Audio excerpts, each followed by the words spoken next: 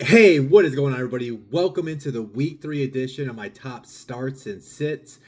Before I dive in this video, I do want to apologize for last week's video. I did put the wrong team for Travis Hunter. I felt so bad about it, but I still meant for him to be a sit. I just put the wrong opponent on there. I couldn't tell you the last time I made a mistake like that. I felt stupid about it, so I will be double checking my script and my graphics going forward. With that being said, you guys should know the drill, but just in case we do have any first-time listeners, you'll get my top two starts and sits at the quarterback, running back, wide receiver, and tight end position. Let's go ahead and dive right into today's video. My top starts of the week at the quarterback spot. I love Dak Prescott against the Bears. Biggest reason is the teams have been throwing the ball all over the Chicago defense. They've given up 468 passing yards and 7 passing touchdowns in their first 2 games. So that is just over 230 yards a game, and quarterbacks are averaging 3.5 touchdowns a game against them so far in this young season. It came out this week. Their best cornerback, Jalen Johnson, is going to be out indefinitely. I saw Kyler Gordon has yet to return to practice as of today, so they will likely be down their top 2 cornerbacks. So I'm expecting the Dak to continue the quarterback success against Chicago. So I'll be firing him up in lineups this week. My other start, he was a start last week and it came through for me, so I'm gonna see if we can ride this train with Jared Goff against the Ravens.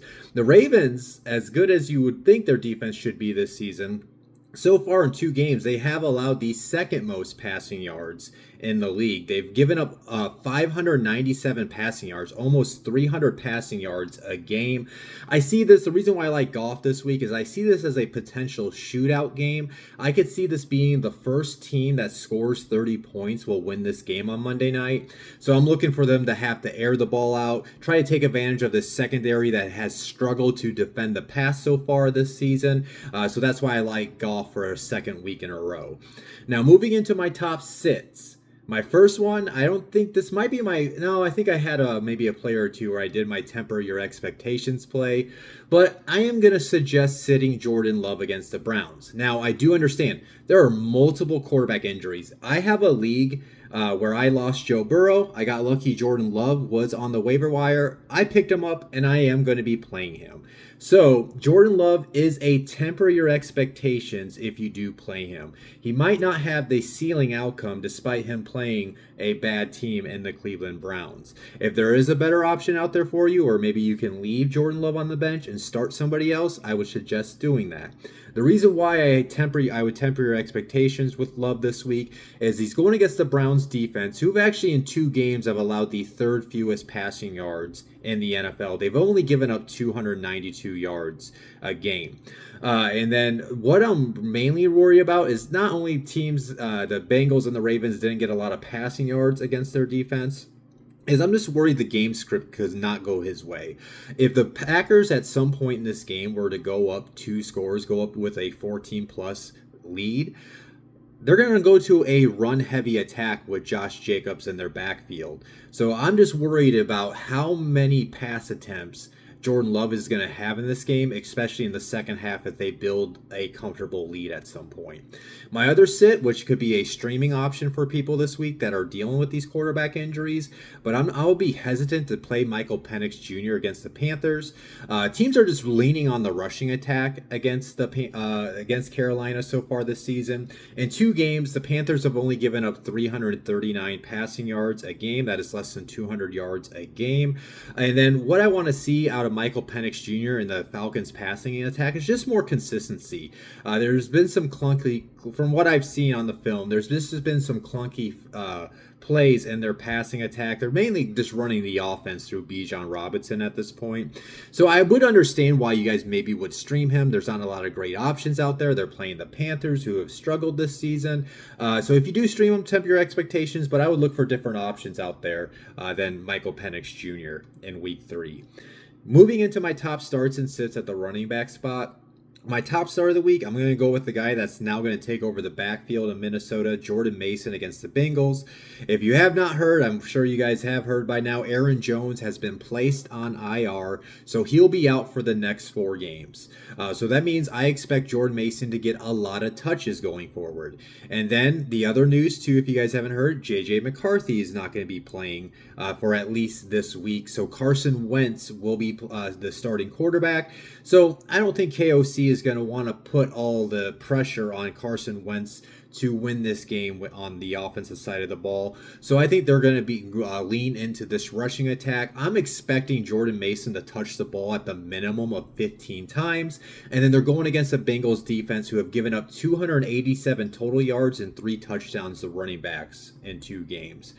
My other start, I am going to go with Ramondre Stevenson against the Steelers. At this point of the season, it looks like this is his backfield. Do I think TreVeyon Henderson's going to take over at some point? Yes, I do. But right now, they're leaning on the veteran running back. Now, when you do like daily leagues, you can maybe sprinkle in TreVeyon Henderson in your daily leagues just because he'll be such a cheap option. And he's going against a defense, a Steelers defense, which traditionally is a pretty good defense, but they have struggled against the run.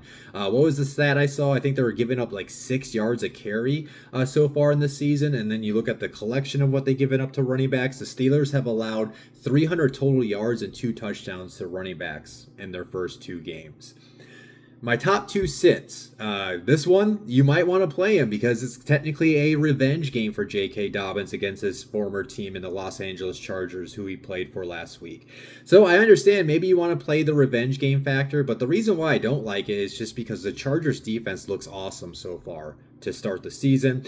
They've been very stout against the run. They've only given up 128 total yards to running backs this season. That is the fewest. And they have yet to allow a running back to score a touchdown against them. So that's why I would look for other options than having Dobbins in my lineup this week. My other sits, I'm going with the pair of rookies for the Browns, Quinshon Judkins and Dylan Sampson against the Packers. We just don't know how the touches are going to be going forward. I know Judkins got those 10 touches in his first game, and he was very productive with them. And Dylan Sampson, his touches kind of dropped a little bit, but he's still going to be working in that passing attack.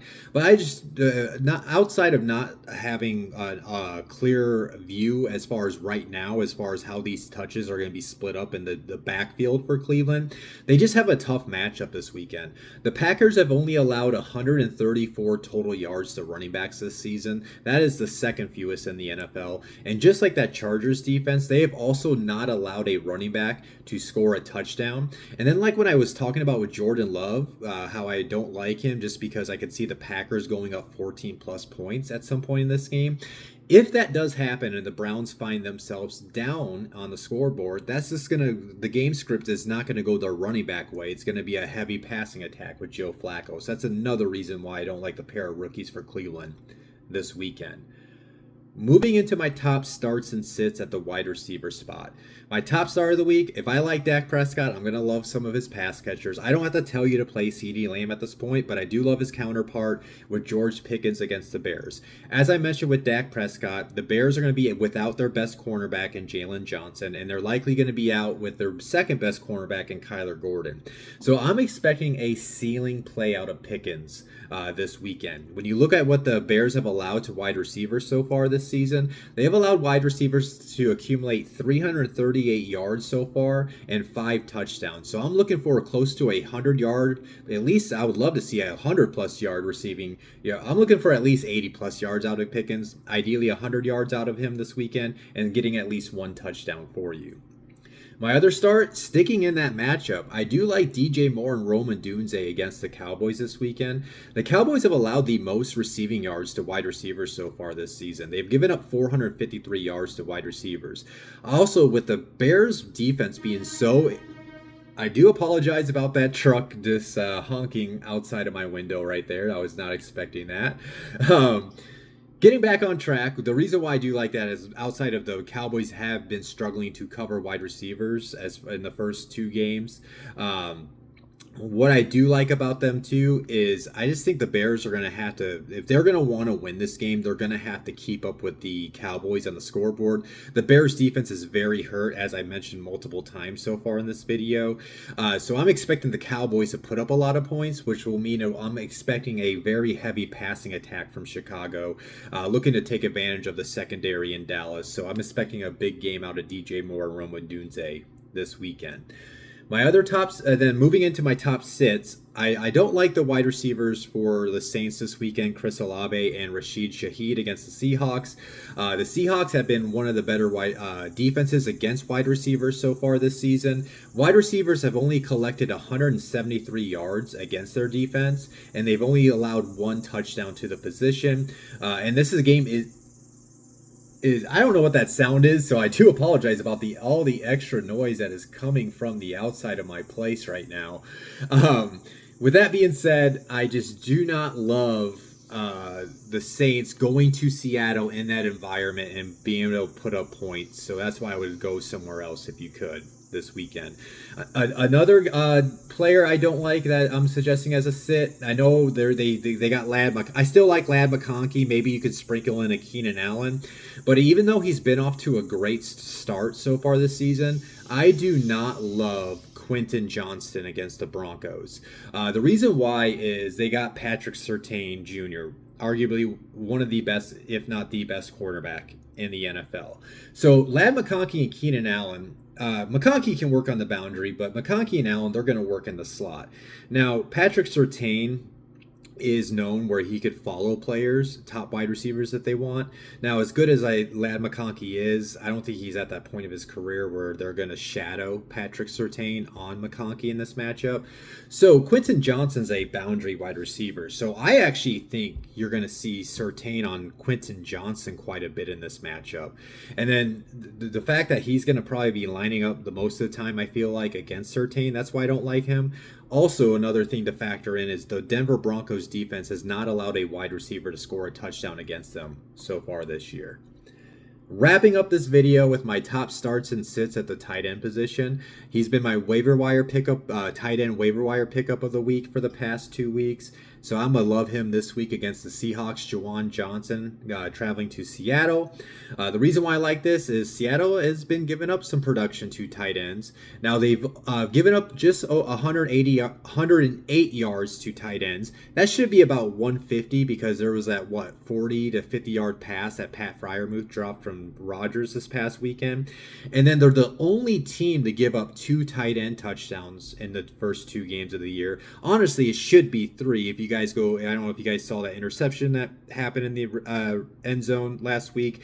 Basically, Aaron Rodgers was targeting Freiermuth in the back of the end zone. Freiermuth does have to catch that ball if it happens, but Calvin Austin just jumped in front of the ball, tried to catch it, and then went out of his hands into this Seattle's defender's hands. So anyways, they've been giving up touchdowns, they've been getting up yards, and Johnson's been getting all those targets, so that's why I like him as my top start. A guy I've been riding with too, he at least got you 45 yards last week, but I'm going to go with David Njoku against the Packers. The Packers have actually allowed 150 yards to tight ends so far this year. They've given up 1 touchdown to the tight end position as well. And like I was talking with Junkins and Sampson, I just see the Packers at some point in this game going up 14 plus points. If that happens, that means they're going to have to throw the ball a lot, which means that should lead to targets for Njoku, and ideally he'll get you 40 to 50 plus yards and hopefully a touchdown for you as well. Moving into my top sits, I am going to go with TJ Hawkinson against the Bengals. It's just strictly because we don't know what his role, what his chemistry is going to be like with Carson Wentz. He hasn't really looked that great, too, to begin the season. So I just think when you factor in that he hasn't looked that great, we don't know what type of chemistry, if Wentz is going to target him a lot, if Wentz is going to look elsewhere, like Justin Jefferson, maybe Adam Thielen. I just think he's too much of a wild card to play this week. I want to see what it's like with him and Wentz before I start playing Hawkinson again. My other top sit, I'm going to go with the veteran in Washington, Zach Ertz against the Raiders, mainly because it sounds like Jaden Daniels won't be playing this weekend. He didn't practice today. It sounds like the latest he'll practice is Friday. All signs point to Jaden Daniels won't be playing in this game. It's likely going to be Marcus Mariota. So we don't know what the offense will look like with Mariota if he is end up ruled as a starter. And then the other reasons why I don't like them so far this season with the Raiders, tight ends have only accumulated 83 yards against them, and they have yet to allow a tight end to score a touchdown against them. So yeah, those are my top starts and sits for week 3 of this season. I wish you guys the best of luck to hopefully get your 3rd win if you're undefeated, but at least get a win this week. With that being said, if you enjoyed today's video, hit the like button. If you have not subscribed to my channel, please hit the subscribe button. Follow me on all my social media platforms. You can find me on X. That's where I'm the most active and most likely to reply to anything. But I'm also on TikTok and Instagram as well. And then next time you guys will see me, you should know by now, is next Tuesday with my top waiver wires, targets, and streamable defenses. Wish you guys all the luck this weekend. Talk to you soon. Peace out.